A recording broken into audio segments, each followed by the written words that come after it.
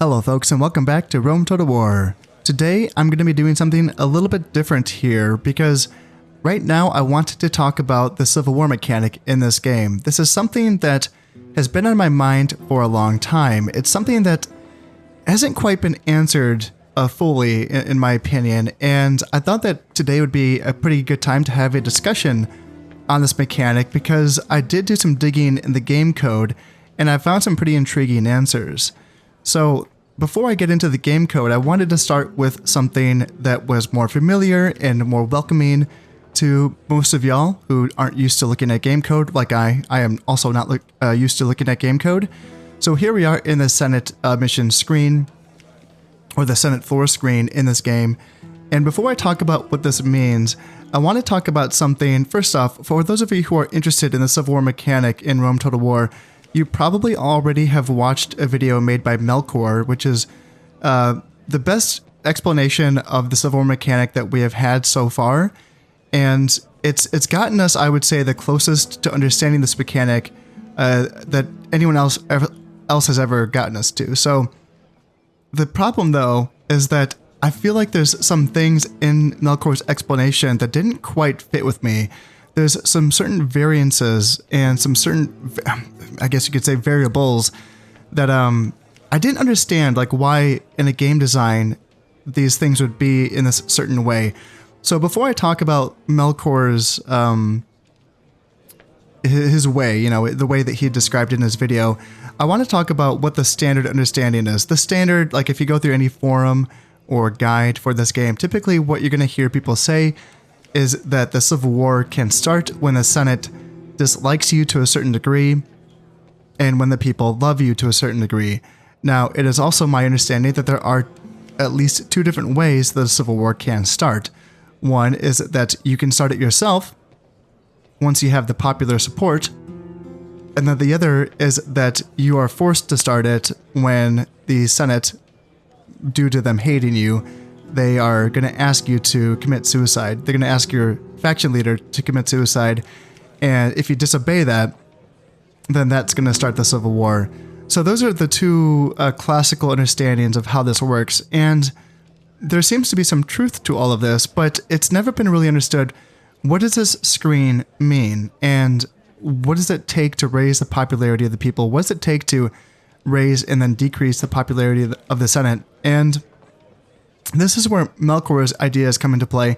And before I talk about Melkor's ideas, I just wanted to say that I just was in a stream watching Andy's Take. Andy's Take is another fellow YouTuber who was playing some Rome Total War. And Melkor just happened to be in the stream, and him and I just chatted very briefly. We didn't say much, but we were talking about the Civil War mechanic, and I finally had a chance to kind of say to him, hey, I'm a little skeptical of what he's saying or what he believes. And he told me to message him on Discord, and that's... Unfortunately, Discord and me don't really jive. We don't work together very well. I don't know if I'm too old for Discord or what, but I just don't understand the layout, and when people tell me to message them on Discord, I kind of go, okay, I guess I'll never talk to you. The problem with Discord is that if I try to DM someone and then they have it so that they won't accept any friend invites, it's like, well, I can't DM them. So I'm not really sure what I was supposed to do with that, and I thought that the best way to present this information was to just make a video, because this way I can actually show you the entire process.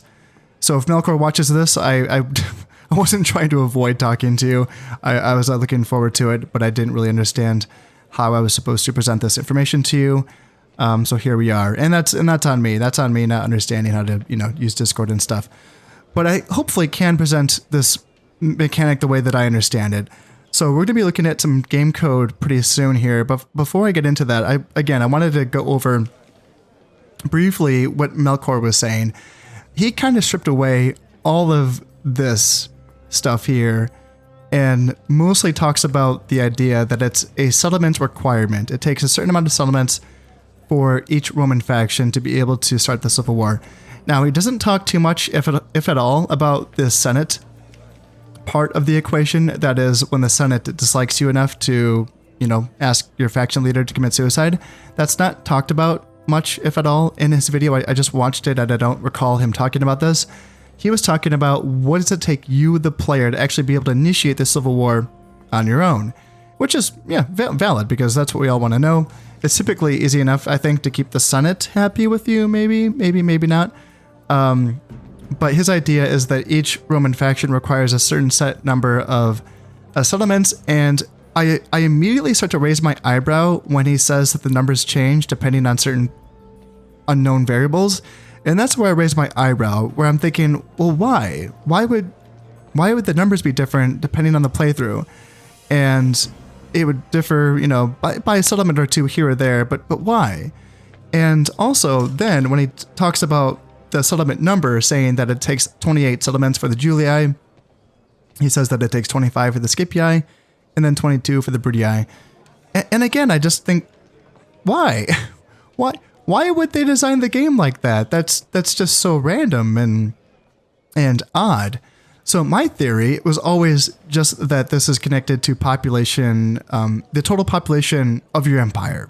And perhaps there was some population loyalty of the entire, all of your settlements combined added into this as well. And Melkor does touch on that. That is something that he touches on in his video.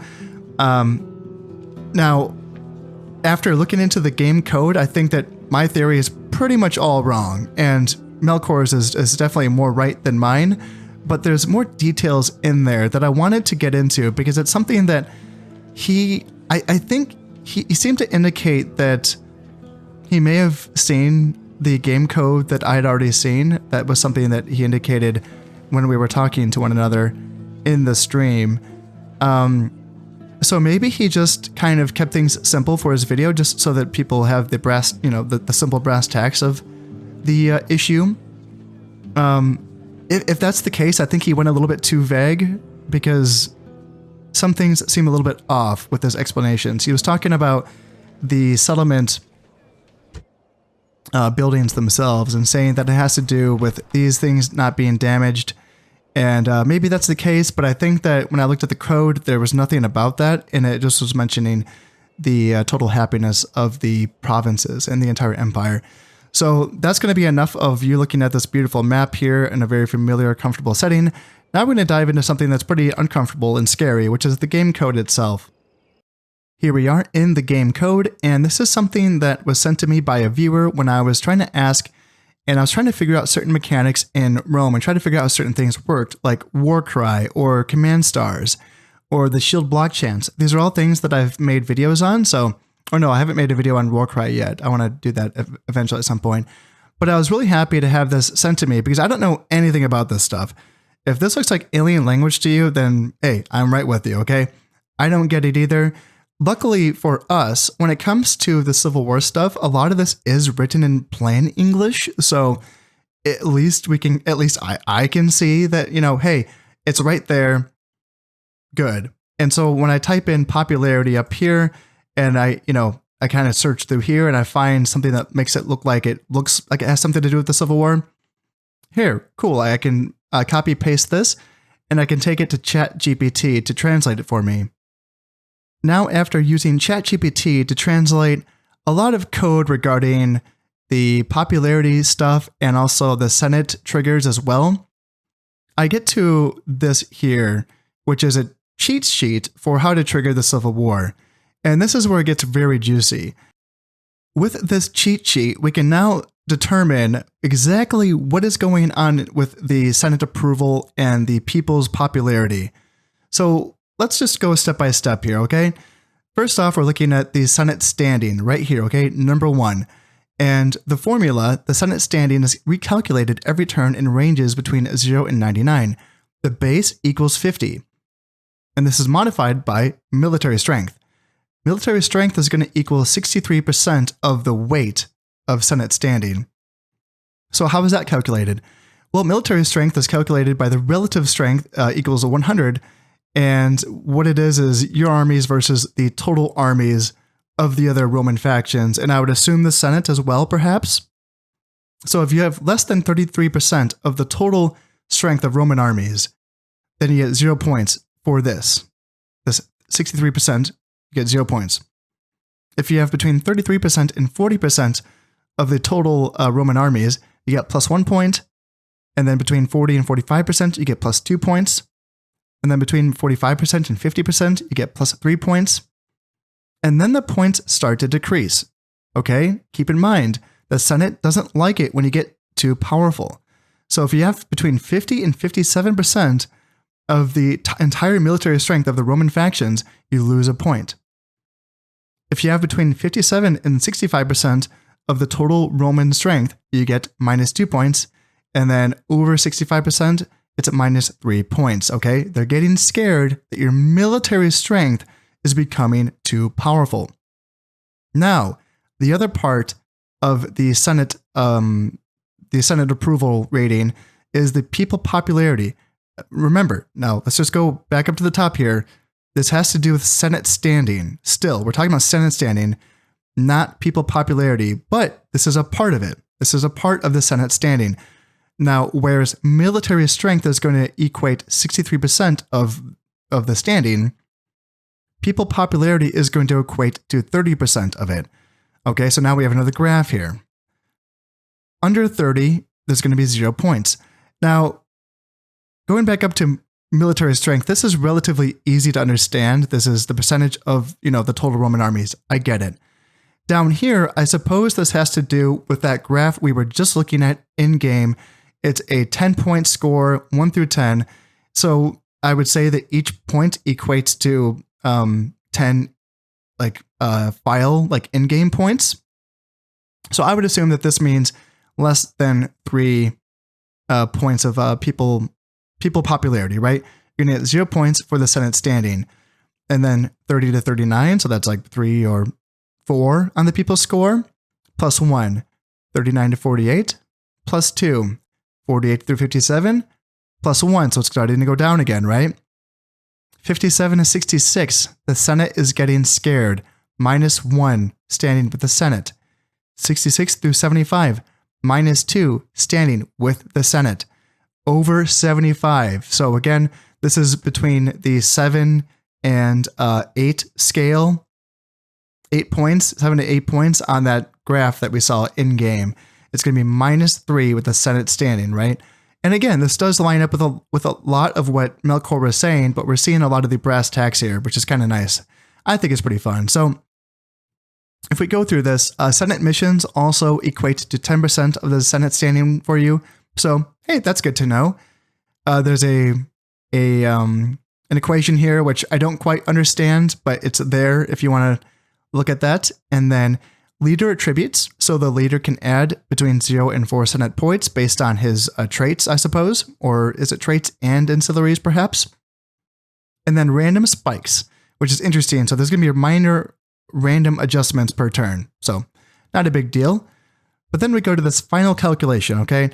Senate standing equals 50, which is the base, plus military contributor, plus popular contributor, plus mission score, plus leader attributes, and then the clamp is 0 through 99. That means it's never going to go up to 100, okay? So the interpretation of this is that low Senate standing means under 30, means that they dislike you. Missions become harder, and that there's fines, which I've never seen before. That's interesting. So I guess this quaestor will start fining you. Now I wonder what happens though if the quaestor is from your family. Maybe you don't get fined, perhaps? That would make sense, right? And then eventual outlawing, which is what we're talking about here. Outlawing is when you are told to fall on your sword, okay? And then a high, which is above 70, the Senate likes you and there's less risk of early punishment, okay? That seems like it's it. Not much else, I guess. And then relative strength over 50%, even if you're doing well, the Senate sees you as a threat. I'm not 100% on what this means. Relative strength over 50%. Is this regarding the entire map completion? Is that what this is talking about? I'm not exactly sure. Over 50%? Yeah, I don't know. But it does kind of still give you a clue, right? Even if you're keeping them happy, based on these scores, there's still going to be a certain amount of power that once you achieve, the Senate is still going to see you as a threat, even despite the above scoring, okay? So that's all based on Senate standing. Now we are down to people's standing, approval of the masses. So this is, again, this is where it gets very interesting for me. The settlement loyalty is the first. Well, let me just start at the top. People's standing is recalculated every turn, ranges between 0 and 99. Settlement loyalty is going to be, again, here's the little equation here. Loyalty score equals average contentment. It's 0 through 200. We all know what that means when we look in game. The lowest score for a settlement loyalty is 0, and the highest score it can get is 200. So we know that, we understand that, right? And then contribution equals loyalty divided by 10 through 0 through 20. I don't understand what that means, but you still you get kind of the idea. This is how many points you're getting based on the loyalty. Okay, there's something there to it. Maybe you understand it. I don't. Land ownership. Land percentage equals 100 times the number of regions you own divided by the regions needed for victory. Again, a little bit of an equation here. Contribution equals land percentage divided by 2. Okay, so 100% plus 50 points, 200% plus 100 points capped later at 99. So this is based on what regions you need for victory. So is it 50 regions needed for victory for the Romans? I think it is. I probably should have looked that up before I started recording this video, but I think it's 50 regions. We'll go with that. But again, 100% is going to be 50 points. 200% is plus 100. But understand that that's land percentage divided by 2. Okay, so we're not saying that you get 50 points for having 50 regions. I would say that's 25, right? That's what that means. Anyway, help me out if you can, understand this stuff better than I do. Landmarks owned. Landmark percentage equals 25 times the landmarks owned divided by the total number of landmarks, which is super cool because I didn't know that. The landmarks do contribute to the people's happiness. Very interesting. That's very interesting because when we go back to Melkor's numbers, when he's talking about why do the Bruttii only have to have 22 settlements before they can start the civil war, but then the Julii need 28. Well, guess what is on the typical path of conquering for the Bruttii? Like all of the world's wonders, whereas the Julii get nothing. So that makes sense. That does make sense. So, and then we have character popularity attributes. We, again, know what that means. It's just like with the Senate popularity stuff, there's also character or people popularity stuff. And then clamping, again, final value is going to be 99. It's never going to go to 100. And let's see, prologue or restricted maps may reduce max further. Okay, that doesn't mean anything to me at least. And so, yeah, if the people's standing is high enough and, they can challenge Rome, that means a civil war is flagged as possible. And then the people's standing is over 75. Again, we know. So what this is telling us, this is nice though, because it's telling us that those numbers on that screen, it's not that they don't mean anything. They do. It's just that we never really understood what they meant or like why they were being calculated that way. And now we're getting closer to understanding this, which is, I think, very cool. So moving on. People approval is going to be high, over 75. Again, we know Senate approval low, between underneath 30 and 35%, right? And let's see here. This is all fine, I think. And then quick strategy notes. Thank you, ChatGPT. Expanding too quickly boosts people's standing but destroys Senate approval. Okay. Doing Senate missions reduces Senate penalties temporarily. Okay. And then civil war almost inevitable if you become very powerful, 30 plus regions. Okay. Yeah. And now that we can come down here and I asked it to make a graph for me. And this is really cool too, because we can kind of look at what the settlements actually mean. Okay. So when we're looking at like 10 settlements is going to give us between 20 and 25 for the people's score, and then on and on and on until we get 40 plus settlements is going to equal 80 plus for the people's score. And then we have the same thing for the Senate standing. And then we have an overlay. The overlay is really cool here because this is going to tell us the key observation is going to be between 30 and 35 settlements. That's where the lines converge, and that's where the civil war becomes almost inevitable. Now, these numbers are a bit different than what Melkor was saying, but I want to just remind you all that in Melkor's video, he was telling us about when the player could start the civil war, okay? When it becomes possible for us. This is telling us when the civil war becomes almost inevitable. between 30 and 35. This is when we are going to be forced to become outlaws by the Senate, okay? So doing Senate missions can temporarily push the blue line higher, delaying the red zone, okay? We understand that. Expanding too fast increases the green line and accelerates the Civil War. Okay, yeah. So before 25 settlements, safe to expand, people and Senate in balance. 25 to 30 settlements, start paying attention to Senate missions. 30 plus settlements, Civil War highly likely, plan armies and allies. And then optional, use landmarks or popular generals to adjust people standing by +5 through 10 points. So all in all, that's very useful, I would say. I wanted to jump back into the game because all of those words and all of that coding was pretty scary, and I wanted to go back to the game because this feels like home, and I wanted to close out the video just talking about the last couple of things here. So in Melkor's video, he does demonstrate a situation where he has the Senate approval of, it was, I think he had 9 Senate approval. He was playing as the Brudii, and I think he had 9, and he was still able to start the Civil War. And so just to clarify, and I did like check this to the code as well, because it, so just to like double down and make sure that we're all on the same page here. The Senate stuff, this has nothing to do with the player's ability to start the Civil War on their own. If the Senate still likes you, that's me, you know, having 9 approval out of 10. You can still backstab them and do what you want as long as you have the people's support. So I just wanted to make sure that we're clear on that. And as I close out this video, I also wanted to make sure that we're clear on a few other things. I don't really have enough experience in this game compared to a lot of you folks, including especially Melkor. I only started playing this game a year ago. I have somewhere over 400 hours in this game, so not that much compared to a lot of y'all. This has been a pretty new experience for me, but I like digging into it because I think that these mechanics are fun to learn more about. So even though I've given a lot of information here, I don't want to present this as I know everything about this. I clearly don't. So more than anything, I wanted this to be a discussion starter. If there are people that are still interested in learning about the Civil War for a 21-year-old game, is it 21 years old?